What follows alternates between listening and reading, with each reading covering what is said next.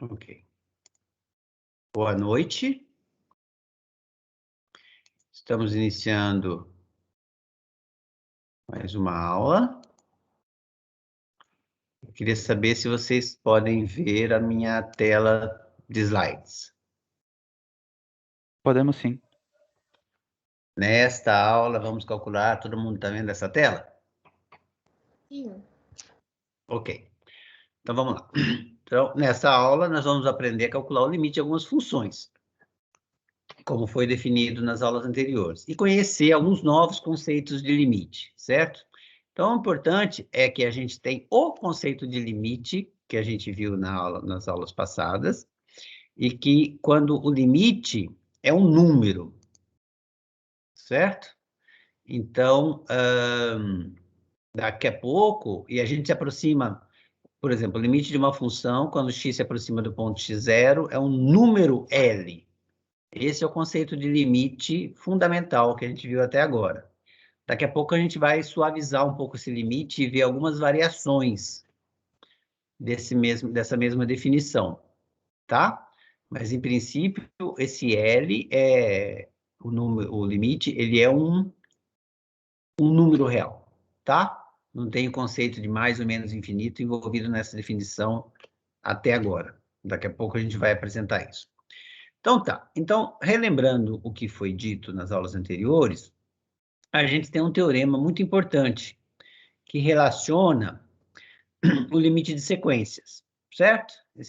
Esse teorema está sendo colocado aqui para relembrar, e basicamente a primeira coisa que ele diz é que se eu tenho duas sequências, xn e yn, uma converge para um número L, outra converge para um número M, então a sequência formada pela soma dessas duas, onde a soma de uma sequência é dado termo a termo, a sequência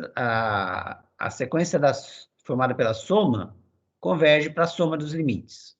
E a sequência formada pela diferença das duas converge para a diferença dos limites, que é basicamente o que está escrito aqui. Certo? De mesma forma, estou só relembrando, então vou passar um pouquinho mais rápido por essas coisas. De mesma forma, o limite do produto, né, se xn converge para L, yn converge para M, então essa sequência nova aqui, dada pelo produto, onde o produto é tomado termo a termo também nos elementos da sequência, converge para o produto dos limites, tá? De mesma forma, a sequência dos quocientes converge para o quociente dos limites, onde isso fizer sentido. Quer dizer, para que esse L e M são números, né? Então, para que essa divisão faça sentido, necessariamente tem que exigir que o M seja diferente de zero. Certo? Ok. E um outro resultado importante que a gente viu nas aulas anteriores é o seguinte, e esse teorema 2 aqui vai ser fundamental para a gente poder calcular os limites no dia a dia. Ou seja, os exercícios que vão cair na prova vão usar fundamentalmente esse teorema. Porque vocês vão perceber logo que uma coisa é a definição do conceito das coisas dentro da matemática, dentro do cálculo 1, certo? Que às vezes é uma definição um pouco entroncada, a gente não entende direito. E outra coisa é como, fazendo uso de alguns teoremas, que são umas ferramentas importantes, como a gente calcula esses limites no dia a dia, certo? Vocês vão ver que a gente não vai usar a definição para calcular o limite. Exceto nos primeiros exemplos, alguns exemplos que eu vou fazer de propósito, calcular o limite via definição, normalmente a gente não vai usar isso. Então, a vida é apresentada de uma forma mais difícil, certo? E depois ela fica um pouco mais fácil, quando a gente tiver resultados para usar para calcular os limites. E um desses resultados, um dos mais importantes talvez, acho que o mais importante é esse aqui. Se duas funções coincidem em todos os valores de um intervalo aberto perfurado. O que é um intervalo aberto perfurado centrado em x0? É um intervalo que contém todos os pontos ao redor de x0 para algum raiozinho, né, pequeno, o menor que seja em torno de x0, mas do qual você extraiu o ponto x0 do centro. Então, é um intervalo com buraco, por isso o nome, intervalo aberto perfurado. Ele é aberto porque podia ser um intervalo fechado perfurado, né? Os limites, os limites à esquerda e à direita que definem o intervalo podiam estar incluídos no intervalo, seria um intervalo fechado. Mas, no caso, eu quero tratar do intervalo aberto. Intervalo aberto do tipo x maior que 1 e menor que 3. Certo? É um intervalo que vai de 1 até 3 aberto, porque não contém nem o 1 nem o 3. E para ser perfurado, ele teria que não conter o ponto médio também. O ponto médio entre 1 e 3 é 2. Então, seria todos os valores de x maiores que 1, menores que 3 e diferentes de 2. Isso seria o intervalo aberto perfurado. A gente já viu o exemplo disso na aula passada, então não vou perder muito tempo com isso. Eu vou fazer um exemplo aqui, certo? Vou fazer um exemplo na marra, tá? Na verdade, aqui também eu não teria muito como fazer de outra forma esse exemplo aqui, não. Eu quero mostrar que a função h de x, raiz quadrada de x, ela é contínua, certo? Então, eu não tenho resultados para usar e nem muitos truques para usar para mostrar que essa função é contínua em todos os seus pontos, em todos os pontos do seu domínio. O domínio dessa função tá aqui, né? São os reais não negativos, certo? Então, quando a gente fala em continuidade, a gente fala continuidade num ponto, e quando a gente fala continuidade de uma forma geral, sem dizer em que ponto a gente está querendo dizer continuidade no domínio da função. Ou seja, o maior conjunto que serve de domínio para essa função. Então, a função raiz quadrada só não está definida para números negativos, então o maior conjunto de pontos onde ela está definida é esse aqui, os reais não negativos, positivos ou o zero. Eu quero mostrar que essa função é contínua, tá? O exemplo que eu vou fazer, para facilitar a nossa vida inicialmente, eu vou tomar um ponto do domínio que não seja o zero. Certo? O domínio são todos os reais não negativos, quer dizer, incluiria o zero, mas eu vou pegar um cara aqui estritamente positivo. Vocês já vão entender por quê, tá? E depois eu vou falar sobre o caso, depois que eu fizer isso aqui, eu vou falar sobre o caso do x0 igual a zero. Então, o que a gente tem que fazer, né? Para mostrar que a função é contínua nesse x0, o que a gente tem que fazer é pegar uma sequência de pontos que se aproxime desse x0, onde esses pontos estejam no domínio da minha função, certo?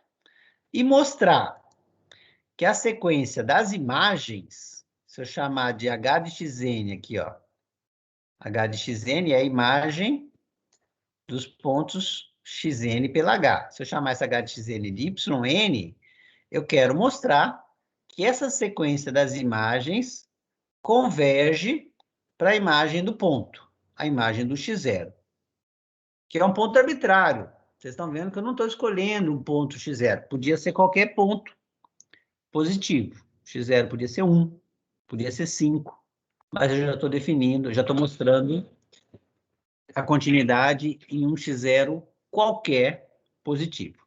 Tá? Então, nosso objetivo para mostrar a continuidade é mostrar que a sequência das imagens, dada uma sequência xn que converge para o x0, eu olho para a sequência das imagens desses pontos, e a sequência das imagens tem que convergir para o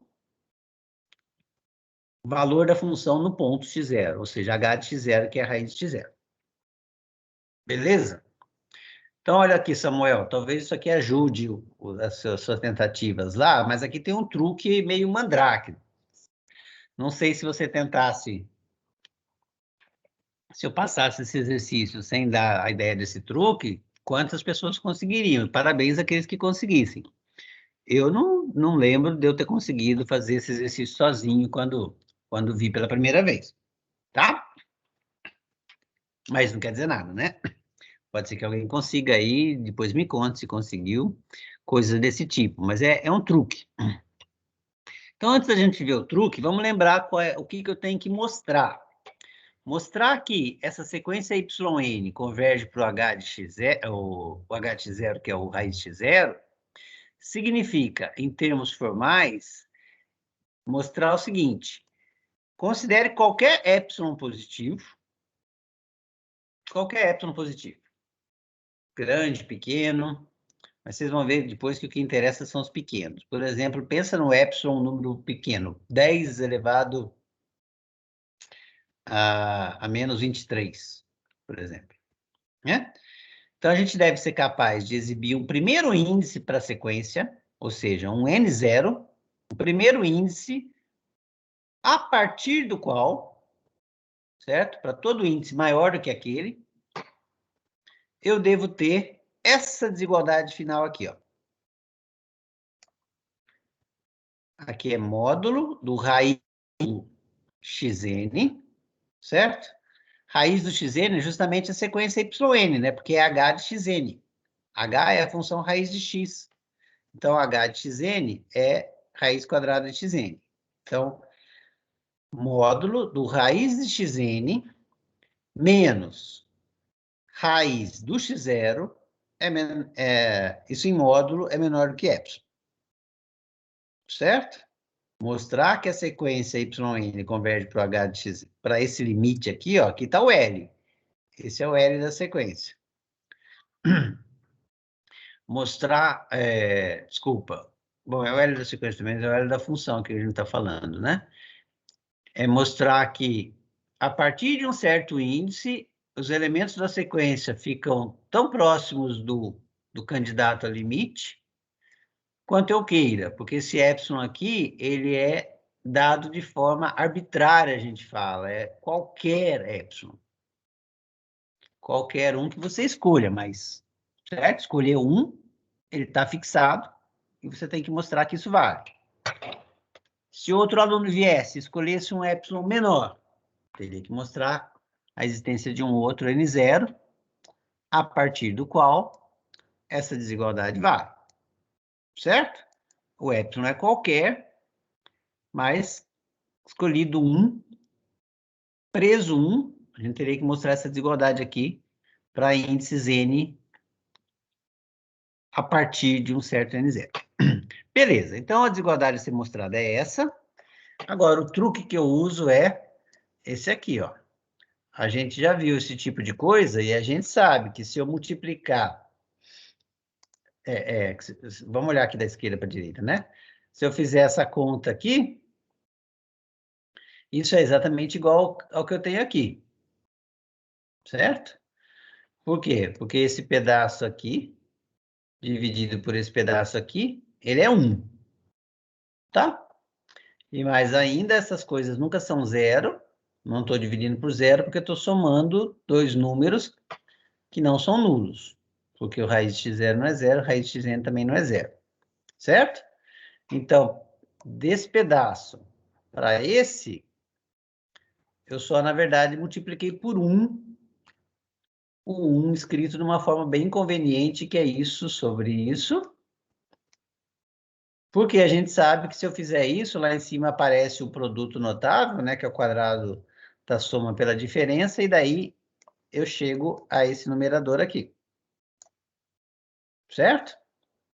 Então, eu preciso demonstrar a coisa nesse formato, mas eu acabei de ver que se eu demonstrar que esse primeiro termo aqui é menor do que epsilon, a partir de um certo N0, meu problema está resolvido.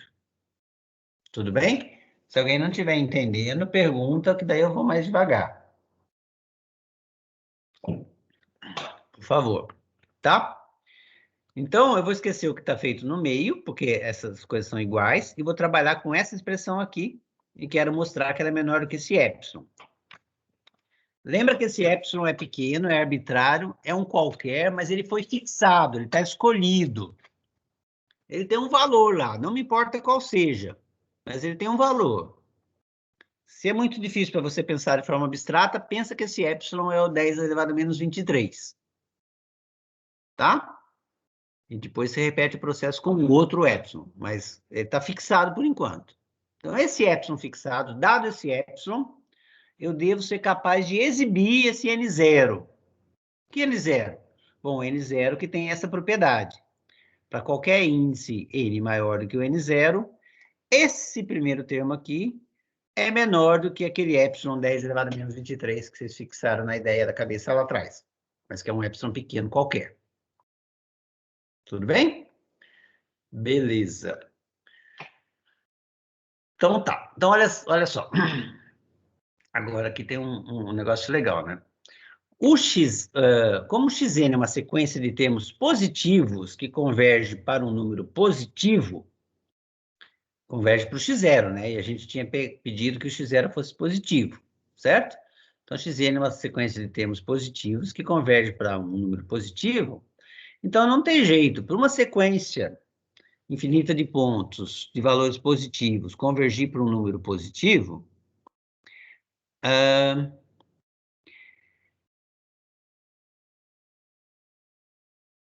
desculpa, do jeito que está falando aqui, está mais óbvio do que eu ia falar, né?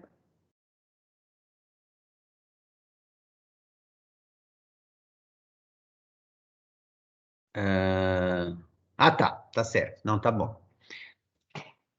Tá vendo que eu até me confundi aqui, porque parecia óbvio o que eu ia dizer, né? Vamos ver se vocês percebem a diferença. Eu estou dizendo que x é uma sequência de termos positivos, convergindo para um número positivo, certo?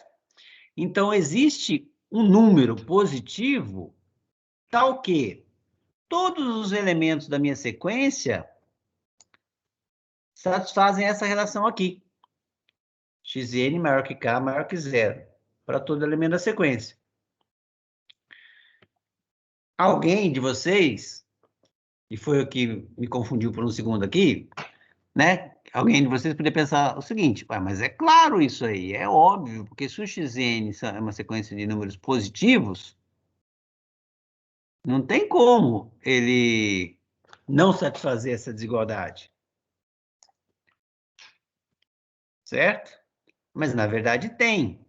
Porque o que eu estou dizendo aqui é que todos os elementos da sequência xn, além de serem positivos, então eles são maiores do que zero, eles são positivos de um jeito que eles estão a uma certa distância do zero. Eles são maiores do que um número maior do que zero.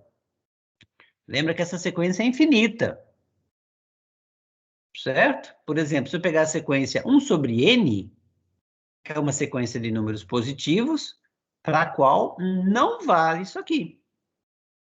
Porque a sequência 1 sobre n se aproxima arbitrariamente do zero. Então, você não vai ser capaz de exibir um k que vai ficar entre o zero e todos os elementos dessa sequência infinita 1 sobre n, 1 sobre n. Certo? Então, parece uma bobagem que eu estou dizendo aqui, mas não é. A sequência de números positivos não só é uma sequência de números positivos, quer dizer, não só ela é maior do que zero, mas ela é maior, todos os elementos dessa sequência são maiores do que um número fixado, que não depende do n, tá vendo? É um k. Então, todos os elementos da sequência são maiores que o número fixado, que é maior que zero. E isso vale para todo número natural n. Certo? Uma sequência infinita. Ok? Isso não é isso, mostrar que existe esse k, certo? É um exercício que não, eu vou deixar como exercício, mas a título de desafio, vou deixar para o Tiago mostrar isso, tá, Tiago? E vocês vão mostrar isso com mais rigor lá na análise. Mas, intuitivamente, eu peço que vocês aceitem que isso é verdade. Por quê? Se o xn é maior que k para todo número natural, então, raiz de xn vai ser maior do que raiz de k para todo número natural. Porque a função raiz quadrada é crescente. Se o xn é maior que k, raiz de xn é maior que raiz de k.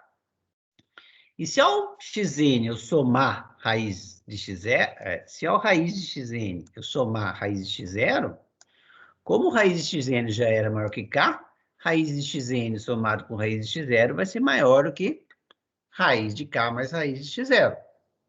Certo? Só somei raiz de x0 dos dois lados da desigualdade que eu já tinha. Ok? Se eu chamar... Agora, isso aqui é uma constante, tá vendo? K é o número que apareceu aqui desse argumento de cima, mas é uma constante.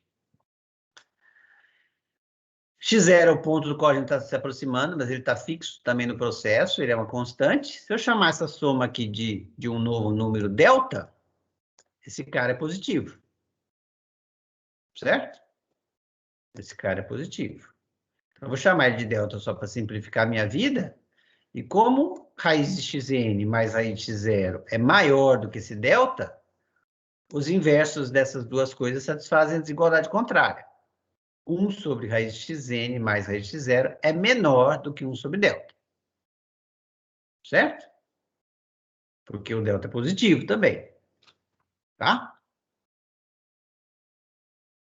Em particular, o delta é não nulo também, certo? Então, isso aqui é não nulo, o delta é não nulo e positivo. Então, o inverso das desigualdades, os inversos satisfazem a desigualdade inversa, né?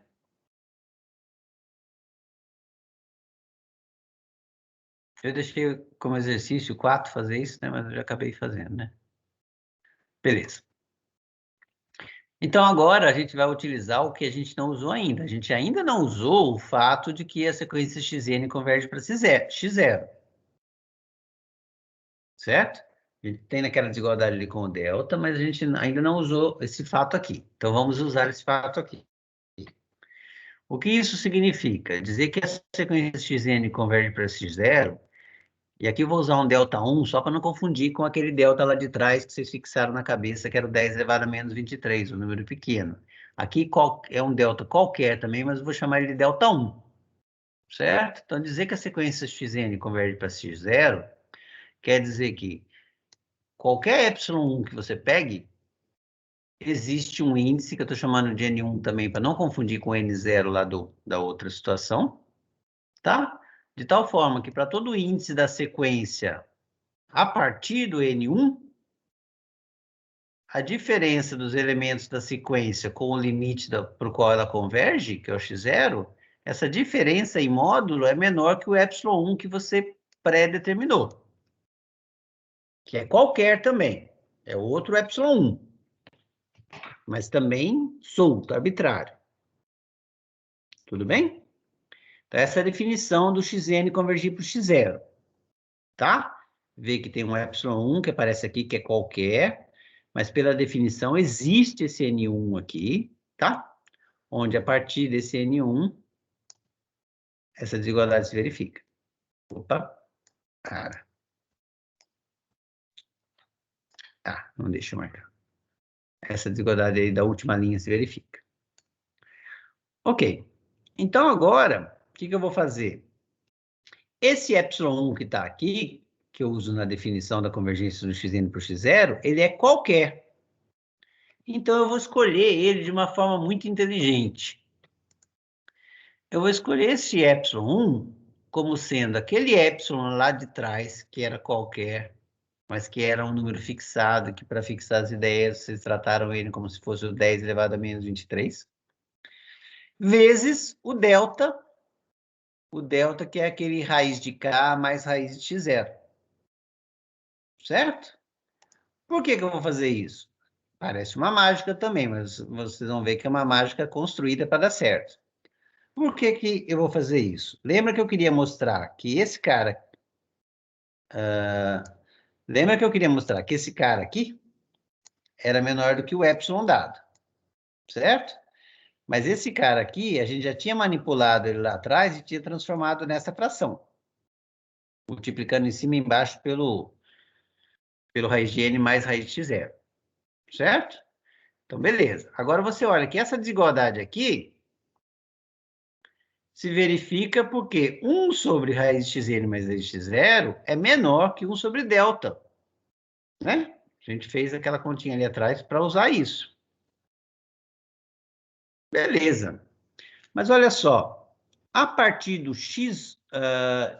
a partir do índice N1, eu sei, vou voltar o slide para vocês verem, mas eu sei que esse numerador aqui é menor que o epsilon dado, certo? É justamente o que está escrito aqui, ó, na definição dessa convergência. para qualquer epsilon 1, então existe um N1, tá ok, tá ok. Para índices maiores que ele, vale isso. Ah, mas é isso aqui. Eu devia conseguir mostrar. Só. Aí. Vale isso aqui. Tá? Então, é essa majoração. A gente fala que a gente está majorando. A gente está substituindo um pedaço por uma coisa que é maior que aquele pedaço. Certo? Então, olha só. Então, foi o que eu fiz aqui. Eu majorei esse numerador por esse epsilon 1. Mas olha só, pela minha escolha do epsilon 1, ó, quem é epsilon 1 dividido por delta? Epsilon 1 é epsilon vezes delta, que dividido por delta dá epsilon. Então, eu mostrei, olha só, eu tinha isso aqui, que é igual a isso, que é menor que isso, que é menor que isso aqui. Aqui, na verdade, é igual, né? Que aqui é... Deixa eu ver se eu vou conseguir. Que é igual a isso aqui, porque o epsilon foi tomado igual a epsilon delta, e que é igual a epsilon. Então, se eu olhar só para o primeiro termo e para o último, eu consegui mostrar que o primeiro termo é menor que o tal epsilon que vocês escolheram lá, 10 elevado a menos 23, desde que o índice n que aparece aqui seja maior ou igual ao N1. Esse N1 aqui, ó. Certo? Porque foi esse N1 que garantiu essa desigualdade, que é a desigualdade que aparece aqui, onde eu majorei esse numerador por esse epsilon 1. Certo? Deixa eu falar mais uma coisa, que agora me ocorreu aqui que tem um pequeno detalhe. Para fazer essa desigualdade aqui, ó, então essa desigualdade aqui também valia essa desigualdade aqui, né? Ela valia, se a gente voltar um pouquinho mais, ó, ela valia... Ah, não. Desculpa, tá certo. Ela valia para todo o N natural, certo? Porque para todo o N natural eu mostrei isso. Então, essa desigualdade valia para todo o N natural. Então, tudo bem. Então, essa passagem aqui, que é a majoração dos inversos, né? Desse cara com o inverso do delta, ela vale para todo o número natural. E essa majoração aqui, do numerador ser menor que o epsilon 1, só vale a partir do N1. Mas tudo bem, a gente precisava mostrar que a partir de um índice, que a gente tinha chamado de N0, valia que isso aqui era menor que epsilon. Então, é só eu chamar de epsilon, de N0, esse N1 que funcionou. Certo? Eu tinha chamado ele de N0. Lá atrás eu tinha que exibir um N0. E, na verdade, eu usei outra letra para chamar de N1 ali, porque eu achei que eu ia precisar depois mexer com esse N1 também, mas não precisou. Eu podia ter chamado esse cara já, o N1, direto de N0, e ele funcionaria. Então, com isso, a gente mostrou que a sequência das imagens converge para imagem da sequência. A imagem do limite, né? O limite, desculpa, o H do xn, certo? Converge para o H de x0. Ou seja, o limite da sequência das imagens é igual à imagem do limite da sequência. E isso é justamente mostrar a continuidade no ponto. Vou até falar de novo. Essa setinha aqui significa que o limite do que está do lado esquerdo aqui é o que está do lado direito. Tá? Então, se eu tirar a setinha, eu leio isso aqui assim.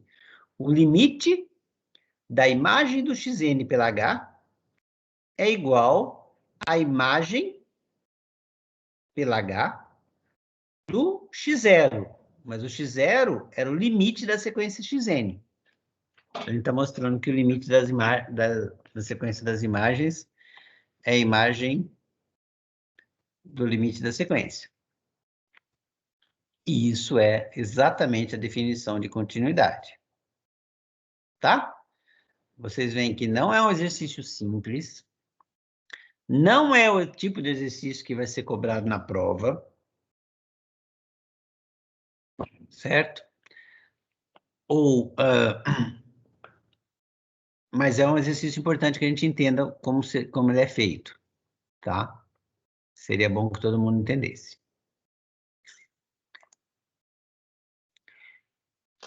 Voltando àquele comentário. Então, antes de eu passar para esse comentário, eu queria saber se... Marcelo, Oi. então, esse jeito de resolver serve para qualquer h de x ou para cada função tem uma manha dessa diferente para Não, trabalhar? cada um tem uma manha dessa. Essa foi feita para essa h de x, que é a função raiz quadrada. Certo? Mas é aquela história que a gente conversou outro dia, Tiago. É o Tiago, né, que está falando? Isso. É aquela história. Você tem que fazer aparecer uma relação que você conhece, né? Você quer majorar isso aqui por epsilon.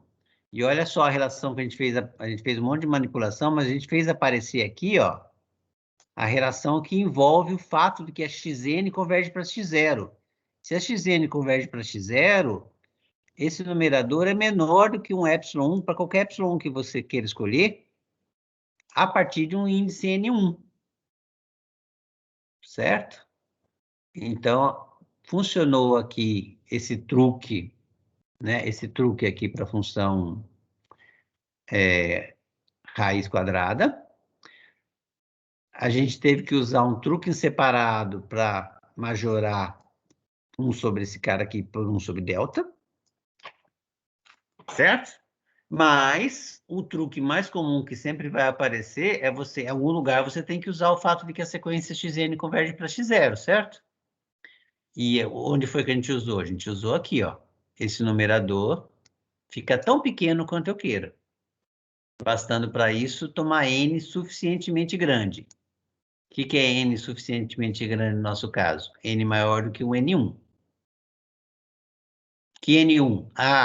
O n1 dado lá na definição da convergência. Se o xn converge para o x0, para qualquer epsilon1, existe um tal cara, n1, a partir do qual vale a desigualdade que eu quero. Certo? Então, é isso. Lembra que esse x0 foi tomado positivo, né? Mas ele podia ser zero também, porque o zero está no domínio da função h de x, raiz quadrada de x, né?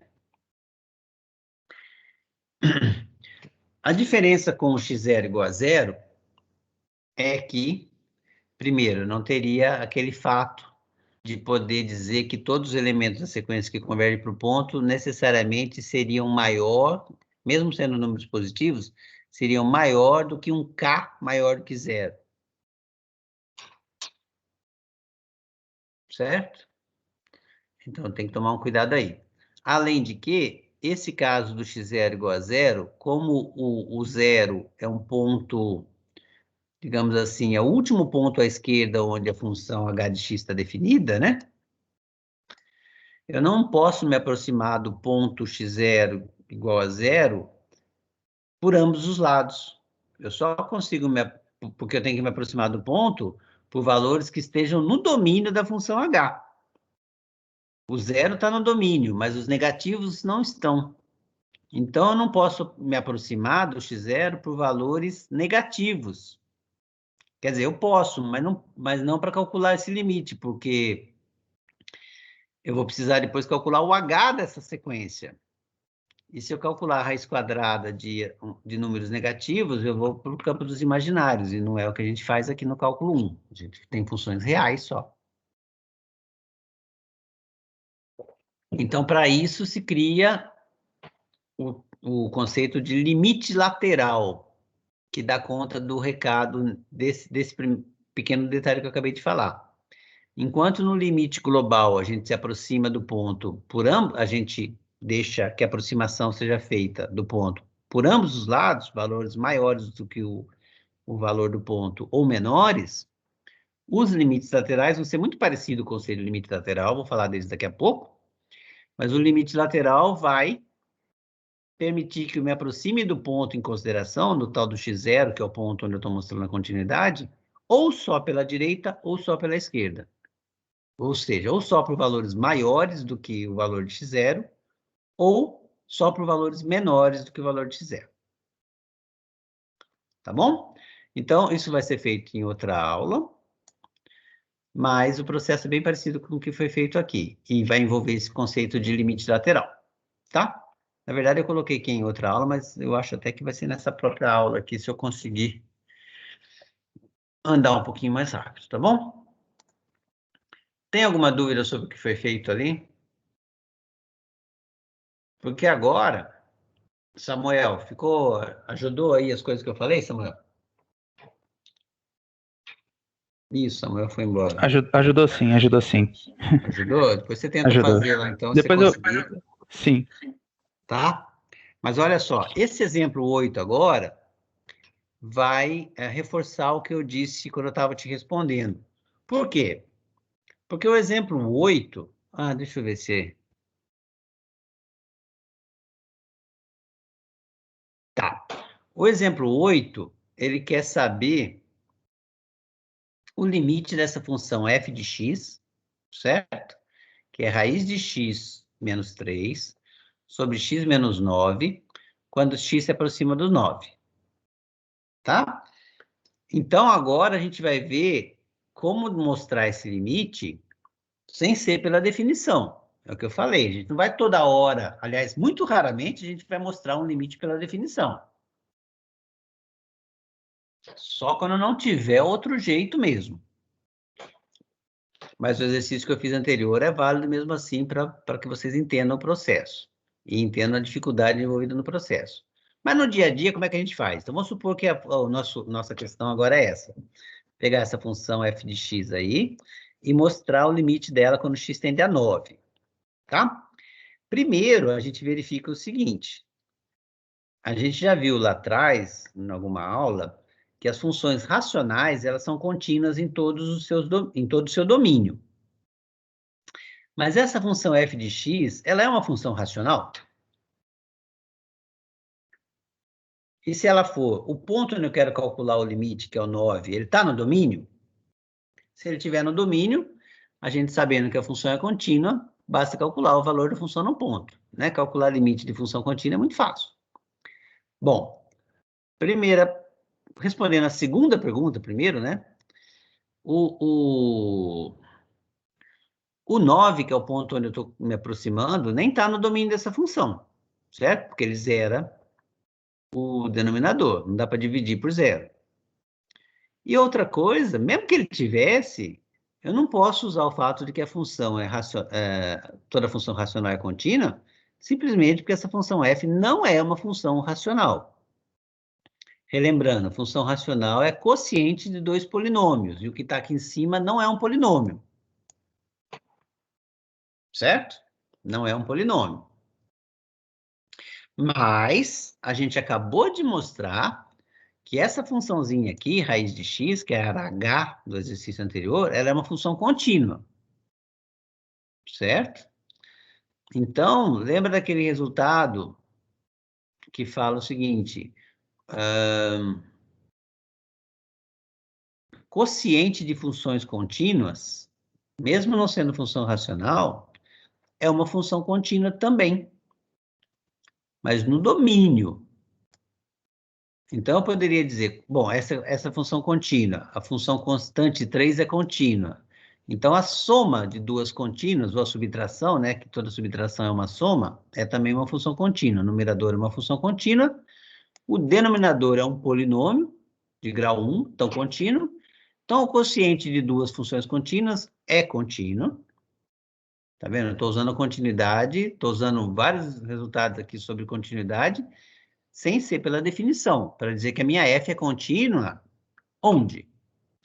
Bom, quociente de funções contínuas é contínuo, a divisão, né? Quociente, a divisão de duas funções contínuas é contínua em todos os pontos do seu domínio. Então, ela é contínua em todo ponto, número real, exceto no 9. Mas é justamente no 9 que eu quero calcular o limite. Então, o exercício foi feito para dar problema, né? O 9 não pode ser substituído ali. Aquela função é contínua sim, em todos os pontos, menos no 9. Aliás, no 9 ela não está nem definida. Mas isso não me impede de calcular o limite dela quando x se aproxima de 9. Calma aí, Porque, de professor. novo, é uma função, o 9, né, é um ponto que zera o numerador e o denominador. Só um minutinho. Então, ela é uma função que no 9 ela tem uma indeterminação do tipo 0 sobre 0. E a gente já viu alguns exercícios como levantar essa indeterminação. Fala, quem começou a falar aí. Você pode repetir rapidinho como você concluiu que ela é contínua em todos os pontos? A partezinha que você falou agora há pouco? Todos os pontos, exceto no 9. Isso. Certo? É porque a divisão de duas funções contínuas é contínua. Eu cheguei a falar isso em alguma aula, ou como teorema, agora talvez você me levantou uma dúvida aí.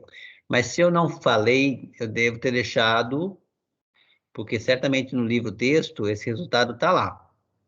Então, é um resultado que a gente está usando. Quociente de funções contínuas é contínuo, exceto em todo o domínio da função, quer dizer, exceto nos pontos que zeram a função que está embaixo. Porque esses pontos nem no domínio estão, né?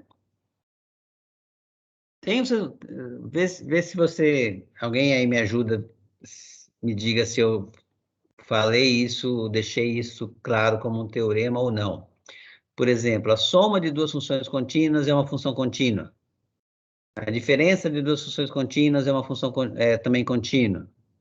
Falei isso, coloquei isso como teorema em alguma aula anterior?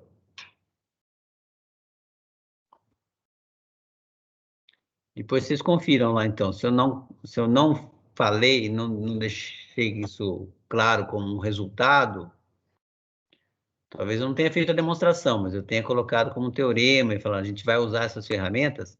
Se eu não deixei, eu devo consertar isso, tá? Mas eu vou até ver no livro qual é o número desse teorema. Certamente no livro texto tem lá. E essas coisas são válidas e são ferramentas importantes para a gente. Eu tenho quase certeza que eu fiz, tá? Numa dessas aulas, talvez na aula de segunda-feira. Eu tenho quase certeza que eu fiz, certo? Porque decorre do limite, né? O limite de aquele limite de funções ao se aproximar de um ponto, né? O limite da f, se você tem uma função que é a divisão de duas, f sobre g, né? O limite da f sobre g, quando x se aproxima do ponto x0, é o limite da de cima, quando x se aproxima do x0, dividido pelo limite da de baixo, se o limite da de baixo não for zero. Certo? Certamente a gente falou disso hoje aqui, mas para limite de sequência. Mas o que eu estou falando é um pouco mais elaborado, mas vem dali também, que é o limite de funções. Mas o resultado é esse, só para a gente andar. Soma de funções contínuas é contínua, produto de funções contínuas é contínua, quociente de funções contínuas é contínua, todas elas no domínio onde as funções estão definidas e são contínuas. Certo? Então, com esse resultado, esse é um polinômio, aqui embaixo é um polinômio, é contínuo, a raiz de x, a gente acabou de mostrar que é contínua, a subtração, raiz de x menos 3, é a subtração de duas funções contínuas, porque a função constante 3 é também contínua, então esse quociente é uma função contínua. Certo? Contínua em todos os pontos do domínio. Os domínios, desculpa, talvez eu tenha falado uma bobagem, né? O domínio dessa função não é só tirar o 9, né? Porque eu tenho que tirar os negativos também. certo? Porque aqui eu tenho raiz de x. Então, se eu fosse especificar qual é o domínio da f aqui, que na verdade eu não fiz, o domínio da f é todos os reais não negativos, exceto 9. Certo? Eu tenho que tirar os negativos também, porque senão eu não consigo calcular essa raiz. Mas tudo bem. No domínio onde essas duas funções, na interseção dos domínios onde essas duas funções são contínuas, o numerador e o denominador, a f também é contínua. Certo? Vamos calcular esse limite, então, quando x tende a 9. Bom, certamente eu não vou calcular pela definição. A gente vai usar um truque. Aliás, a gente já deve ter usado esse truque em algumas aulas passadas, né? E o truque é o seguinte, tá vendo aqui que aqui embaixo tem uma diferença de quadrados, né? Como o x é positivo, porque tem que ser positivo para estar no domínio dessa função, foi o que eu acabei de falar. Então, o que está escrito aqui embaixo é o produto de raiz de x menos 3 por raiz de x mais 3, certo? E é esse truque que eu vou usar agora. Então, o que está escrito aqui? Primeiro passo é descobrirmos se o x0 igual a 9 está no domínio. Bom, a gente já viu que não está.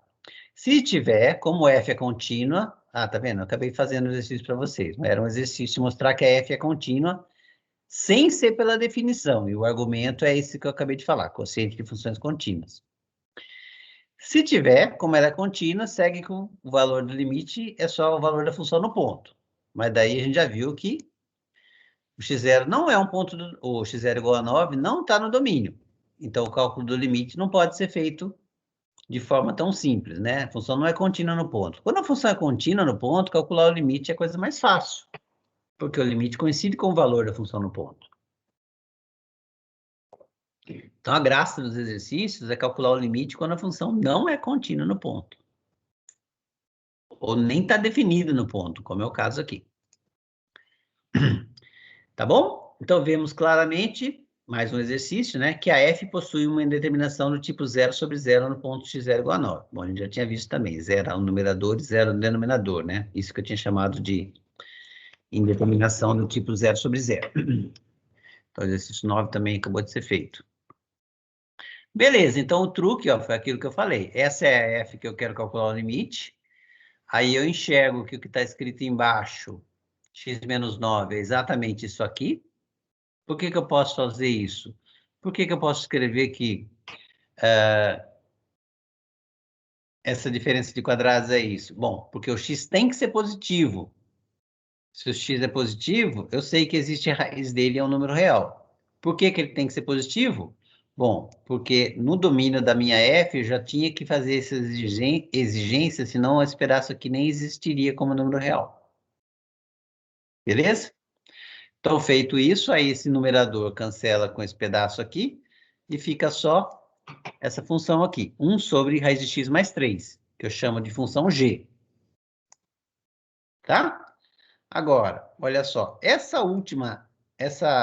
penúltima desigualdade aqui, ela só se verifica se o x não for 9. Porque se o x for 9, esse cara aqui não existe. Quer dizer, ele existe, né? Ele é 0. O que não existe é esse quociente aqui, porque não dá para dividir por 0. Então, se o x for 9, esse lado não existe. Mas se o x for 9, esse lado existe.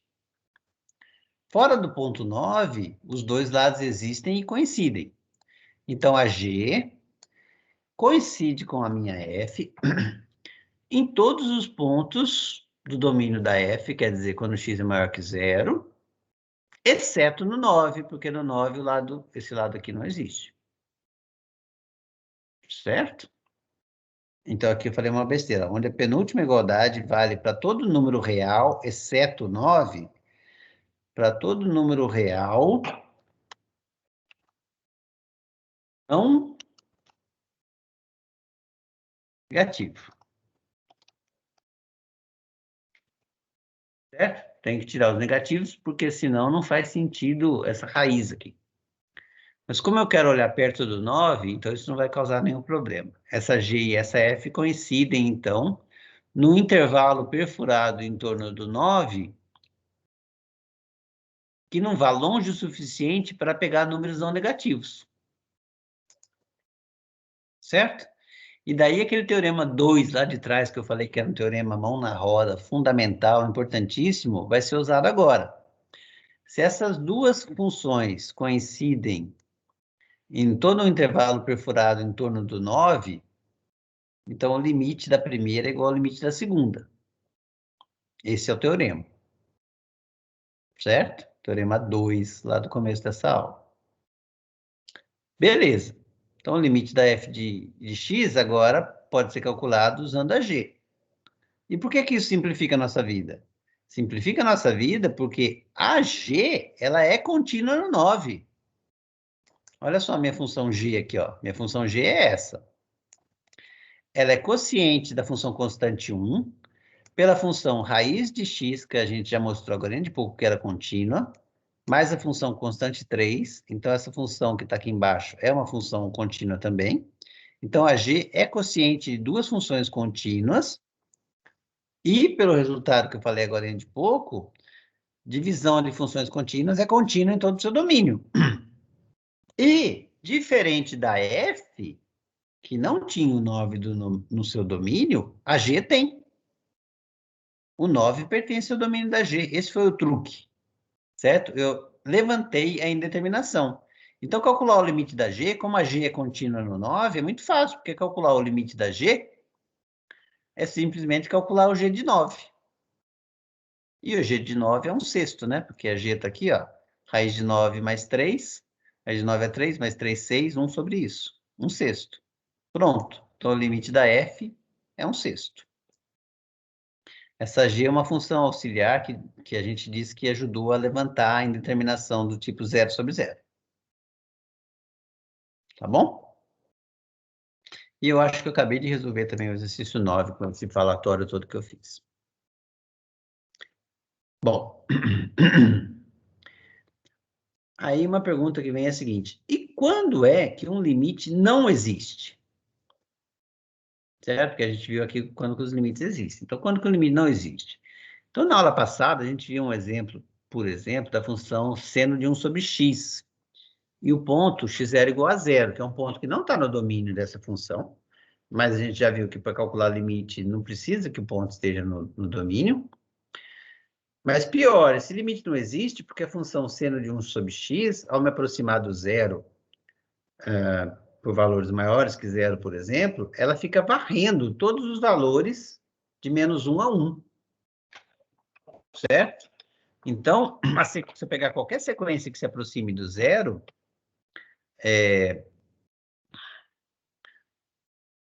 aliás, não existe um ponto do qual a seno de 1 sobre x se aproxime para qualquer sequência que eu pegue de valores x, xn, né, se aproximando do zero. Porque o seno de 1 sobre x fica variando, varrendo todo o espaço entre menos 1 e 1. Isso foi feito na aula anterior. Outros casos onde o limite não existe, mas o comportamento da função próximo ao ponto vale a pena ser investigado, vai ser apresentado nos próximos exemplos. Então, aqui que está uma sutileza, que é um novo conceito de limite, tá? Até agora a gente viu o seguinte: o limite é um ponto, é o L, certo? Do qual o valor das imagens do f de x se aproxima quando os valores de x se aproximam de um x0 dado. Esse limite é um número, é um L, certo? Há alguns casos em que o limite não existe, que é o seno de x, mas ele fica variando, se aproximando, varrendo todo um intervalo. Mas tem outros casos, por exemplo, que o limite não existe, que são importantes a gente estudar também. Então, a gente diz que o limite não existe como um número real, mas o exemplo agora vai mostrar o seguinte: o limite dessa função não existe, f de x, 1 sobre x menos 2 ao quadrado. Que limite, né? O limite no ponto x0 igual a 2, que é justamente o ponto problema. Porque qualquer outro ponto x diferente de 2, essa função aqui, ó, o domínio dela, né, tá aqui. São todos os reais menos o 2. Então, eu posso me aproximar de todo ponto. Desculpa. Não é me aproximar que eu quero. Eu posso calcular facilmente o limite dessa função em todo outro ponto, menos no 2. E em todo outro ponto, essa função f vai ser contínua. Porque, de novo, aquela história, é a divisão de duas funções contínuas, a função constante igual a 1 em cima, dividida pelo polinômio x menos 2 ao quadrado embaixo. Mas, no 2, ela tem um problema, porque isso me dá uma indeterminação que agora não é uma indeterminação 0 sobre 0, é uma indeterminação do tipo 1 sobre 0. Certo? Então, neste caso, a gente vai ver o que acontece com o gráfico dessa função, certo? A reta vertical que passa pelo ponto x0 igual a 2, a gente vai chamar de uma assíntota vertical. E ela vai ser útil para a gente quando a gente aprender a esboçar gráficos de funções daqui a pouco. Tá bom? Então, claramente, quer dizer, exercício 10. Se eu pego qualquer sequência de pontos me aproximando do x0, desse x0 igual a 2 aqui, e olho para a imagem por essa f, ou seja, eu pego pontos, valores de x se aproximando do 2, e calculo a f desses pontos, isso vai me dar 1 sobre uma coisa que se aproxima cada vez mais de zero. Como está ao quadrado, né, se aproxima de zero pela direita, por valores positivos. Então, 1 sobre uma coisa que se aproxima de zero por valores positivos é uma fração que cresce ilimitadamente. Certo? Então, não tem jeito de qualquer sequência que eu pegue me aproximando. Isso não é uma demonstração, tá? É uma tentativa de convencer vocês, porque a demonstração vai passar por um resultado de análise mais delicado. Mas, espero que eu convença vocês. Se eu pegar uma sequência se aproximando do 2, de x, né? Valor de x se aproximando de 2, e esse quociente aqui se aproximar de algum número fixo. Esse quociente vai se aproximar de uma coisa que é 1 dividido por uma coisa cada vez mais próxima de zero. Quer dizer, isso aqui vai crescer ilimitadamente. Então, a gente vai dizer que esse limite não existe, não é um número. Tá? Esse é um tipo de limite que não existe como número real. Mas, por abuso de linguagem, a gente vai dizer que esse limite é mais infinito. Mais infinito não é um número, certo? É um conceito. E que significa dizer que essa função cresce ilimitadamente, né? Se aproximar do mais infinito é dizer que cresce ilimitadamente quando os valores de x são tomados cada vez mais próximo de 2. Ok? Então, vamos lá. Então, vamos ver dois exemplos aqui, né? Bom, isso aqui são exemplos só para fazer alguns desenhos, tá? Eu tenho que, quando eu vou fazer uma demonstração dessa, eu preciso pegar qualquer sequência convergindo para 2. Mas eu peguei duas bem particulares aqui para fazer um desenho. Por exemplo, eu peguei essa aqui, certo? Que é 2 menos 1 sobre n, então ela é uma coisa que se aproxima de 2 por valores menores do que 2. E peguei essa aqui, que é 2 mais 1 sobre n ao quadrado. Que ela se aproxima do 2 também, né? Porque esse termo aqui vai para zero, né? Se aproxima do 2 por termos maiores do que 2. Ambas convergem para o ponto 2. E se eu olhar para a imagem da minha f, a minha f de novo, tá? Minha f é essa aqui. Essa aqui, certo? 1 sobre x menos 2 ao quadrado. Então, se eu olho para essa sequência, o xn, eu subtraio 2 e elevo ao quadrado e inverto, né? F dessa coisa aqui dá justamente n ao quadrado. E se eu pegar essa f aqui, subtraio 2, elevo ao quadrado e inverto, então quando eu subtraio 2, soma esse 2 aqui, fica só esse cara. Eu elevo ao quadrado, fica 1 sobre n à quarta, e inverto, fica n à quarta. Então, a sequência das imagens da primeira é n ao quadrado, a sequência das imagens da segunda é n à quarta. E essa sequência cresce, essas duas sequências das imagens crescem ilimitadamente. Bom, então eu preciso dizer o que é uma sequência crescer ilimitadamente, tá? Porque eu vou usar isso na definição do limite infinito. Beleza. Então, vamos agora fazer uma pausa e entender o que é uma sequência de números reais convergir ilimitadamente. Então, eu digo que o conjunto de pontos de uma sequência cresce ilimitadamente quando o conjunto dos pontos dessa sequência, ele ultrapassa qualquer tentativa de estabelecer um teto para ele. Ou seja, um limitante superior. Eu tento bloquear ele por cima, mas o conjunto de pontos ultrapassa esse valor. Quando isso acontece, eu digo que a sequência cresce limitadamente, ou que ela diverge para mais infinito. Então, por exemplo, né, de novo aqui o 10 elevado a 23, só que agora é mais 23, porque eu quero um valor grande, né?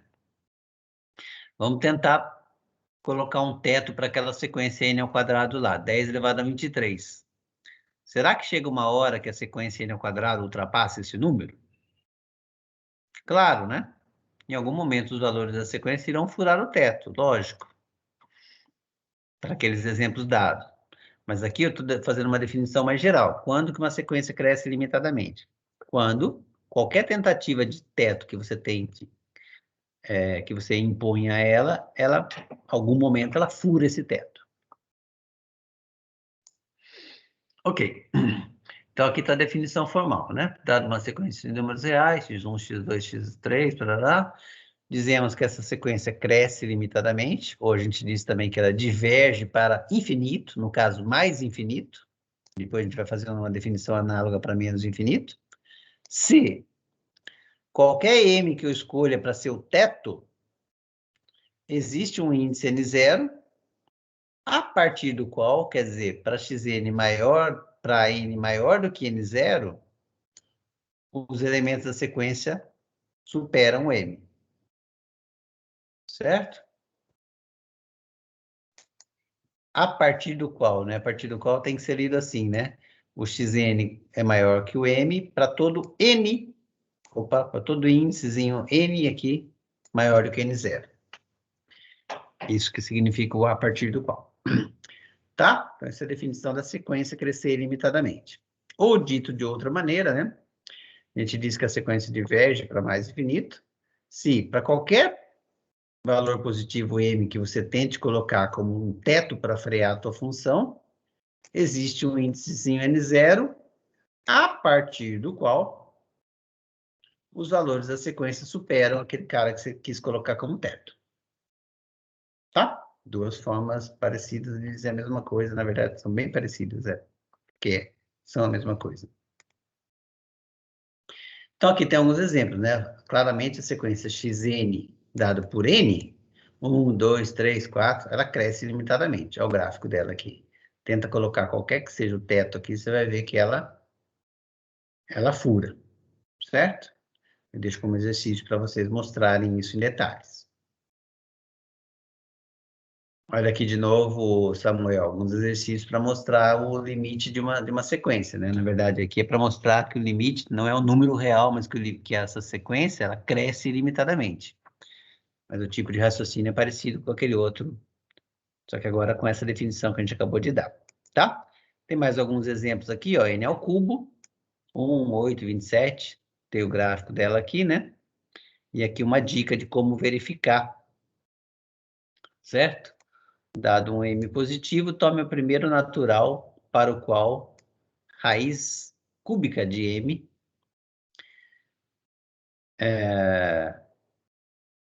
tome o primeiro natural n0 que seja maior que a raiz cúbica de m e ele vai funcionar como o n0 da definição.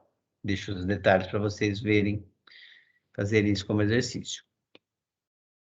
1 sobre n ao cubo, né? 1 oitavo, 1 27 avos e tal, ela não diverge, ela não cresce, na verdade, ela decresce para zero, né? Agora, para mostrar que ela não diverge, então é a negativa daquela afirmação que a gente tinha feito. Qual era a afirmação? A afirmação era, para qualquer m, por maior que ele seja, existe um índice a partir do qual a sequência fura. Então, mostrar que não diverge, quer dizer, negar essa afirmativa, vocês estão aprendendo lá a negativa das afirmativas lógicas com a Ana. A afirmativa que eu acabei de fazer é, para todo m existe um n0, a partir do qual vale uma determinada coisa. Então, negar isso é dizer que existe algum m para o qual nenhum N0 vai funcionar. Certo? Então, dizer isso para esse caso aqui, ó, é dizer que existe um M e qualquer N0 que eu tente pegar como primeiro elemento a partir do qual uma desigualdade funcionaria, né? 1 sobre os elementos da sequência aqui. Aqui acho que deveria ser N ao cubo, né? Em vez de N sozinho, devia ser N ao cubo, porque a sequência é N ao cubo aqui. Certo? Então, existe um M para o qual, não importa qual seja o primeiro índice que você pegue, a partir do qual você deveria mostrar uma coisa, na verdade, você vai mostrar a desigualdade contrária daquilo que você queria. Tá? Então, essa é a negativa da afirmação de que essa sequência diverge para mais infinito. Aqui, deixa eu ver se eu consigo consertar isso aqui agora. Aqui acho que é N ao cubo.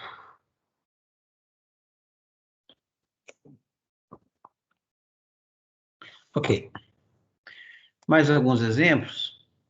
Isso aqui é um exemplo parecido com a sequência xn, só que deslocado de 100 unidades para baixo. Alguém podia achar que só porque eu subtrair um número grande, né, podia até ser um número muito maior, essa sequência não vai divergir para mais infinito. Mas ela vai igualmente, né? Igualmente ela vai divergir para mais infinito. Para qualquer m, sempre existe um n0 para o qual, a partir dele, a função fura o teto do m dado. E tem uma dica aqui de como verificar isso, eu deixo isso como exercício também. Mais uma sequência aqui, essa é mais interessante, que é 1 mais 1 sobre n. Certo? E essa também não diverge. E a ideia é de negar de novo a afirmação daquela que diverge. Então, se para todo m existe um n0, exiba um n para o qual nenhum n0 vai funcionar como o primeiro termo a partir do qual uma desigualdade se verifica. Na verdade, sempre existe um número maior do que aquele candidato a ser o primeiro, onde a desigualdade existiria, para o qual, na verdade, vale a desigualdade contrária. Certo? Tentem escrever e verificar isso como exercício, tá bom? Mas, de novo, é aquela história que a gente conversou no começo. São os exercícios motivacionais, desafiadores, só para a gente entender o que está acontecendo. Vocês vão mexer com essas coisas, talvez, lá com o Semi, com a Ana Cristina. Mas aqui a gente precisa mais que vocês entendam intuitivamente o que está acontecendo, por enquanto. Beleza. Então, agora, a aula já está acabando, não vai dar para eu fazer tudo que eu tinha planejado, eu continuo um outro dia, que eu vou marcar com vocês, mas eu vou fazer só essas definições aqui para a gente parar num lugar confortável, tá? Então, uma vez que eu defini o que é o crescimento limitado para uma sequência, que foi o que eu fiz agora com esses exemplos, eu vou definir o que é o crescimento limitado para uma função ao deixar os valores da variável livre se aproximar de um ponto, tá? Então, é isso que eu vou falar aqui, ó. Seja x0 um número real que está no domínio da minha função e que possa ser aproximado por valores do domínio da f, né, de ambos os lados. Tá? Que eu quero me aproximar desse ponto x0 por pontos que estão no domínio da f, tanto por valores maiores que ele ou menores que ele. Dizemos que a f de x tende ao infinito quando x tende a x0, ou uma outra forma de dizer isso, que é o abuso da linguagem do conceito de limite, porque o limite é sempre um número, mas aqui o limite vai passar a ser entendido como infinito, é dizer, limite da f de x quando x tende a x0 é infinito, mais infinito no caso, né? Certo? Então, a gente diz que a f de x tende ao infinito quando x tende a x0, ou limite da f de x quando x tende a x0 é mais infinito, se para toda sequência numérica de pontos do domínio da minha f, pontos que convirjam para x0, a correspondente sequência das imagens, ou seja, eu pego a sequência xn, pego a imagem dessa sequência e chamo isso de uma nova sequência. Essa sequência das imagens satisfaz a definição de divergir para mais infinito que a gente acabou de definir agora de pouco para sequências. Certo? Então, de novo, eu estou usando o conceito de limite de sequências para definir limite de função. Certo?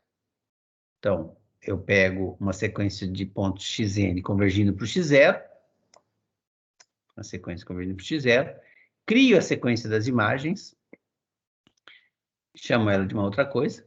Se essa sequência das imagens diverge para mais infinito, como definido anteriormente, então a gente diz que a f de x, no ponto x0, diverge para mais infinito. Ou que o limite da f de x, quando x tende a x0, é mais infinito. Certo? Que é o que está escrito aqui. Pego uma sequência qualquer convergindo para x0, olho para a sequência das imagens e vejo se a sequência das imagens diverge. Essa notação aqui significa isso, né? A sequência yn cresce limitadamente, ou tende a mais infinito. Essa é a definição que a gente deu agora de pouco.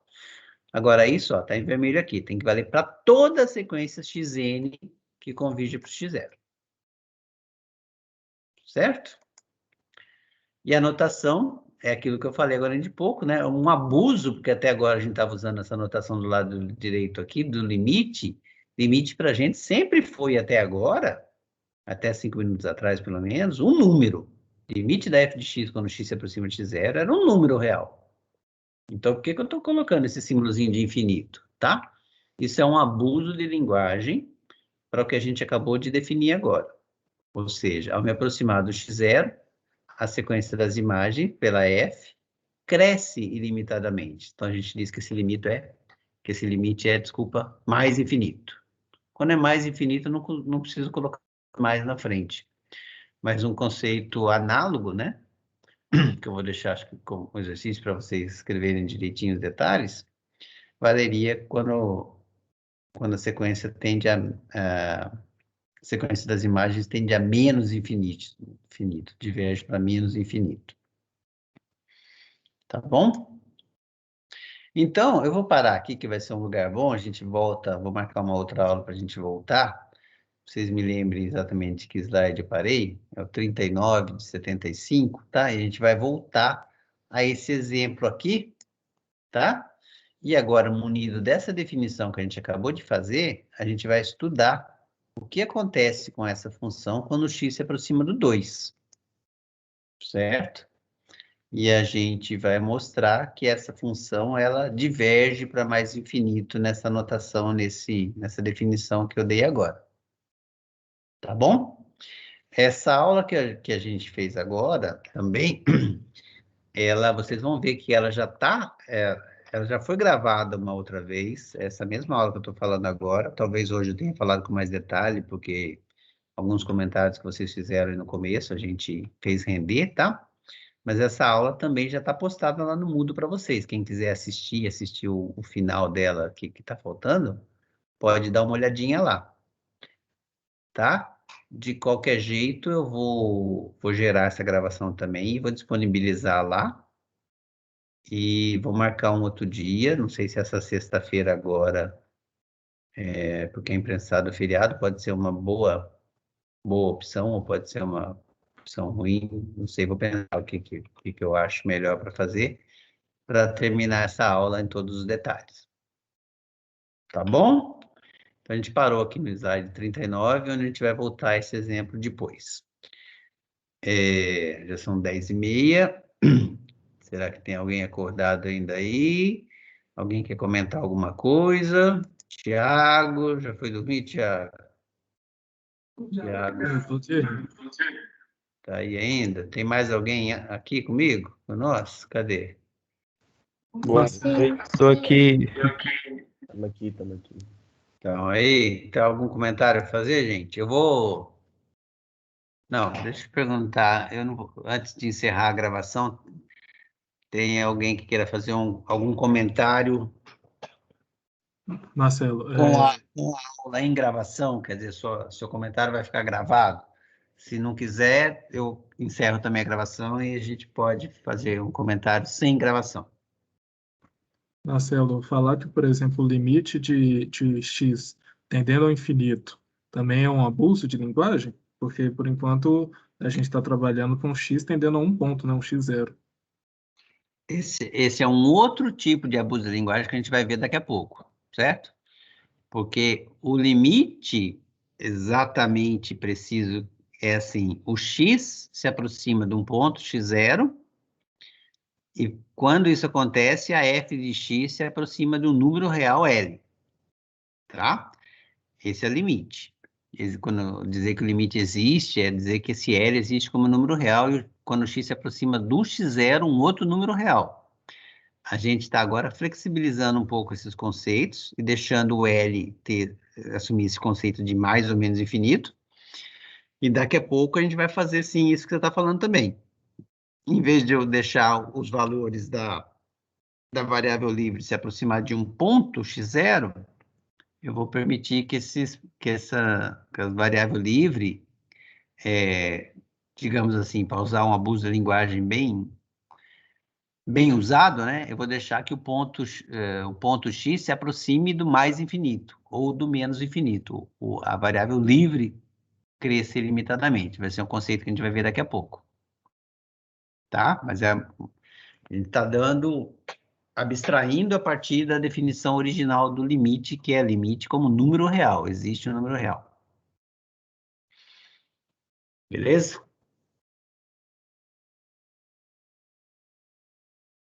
Mais alguém quer falar alguma coisa?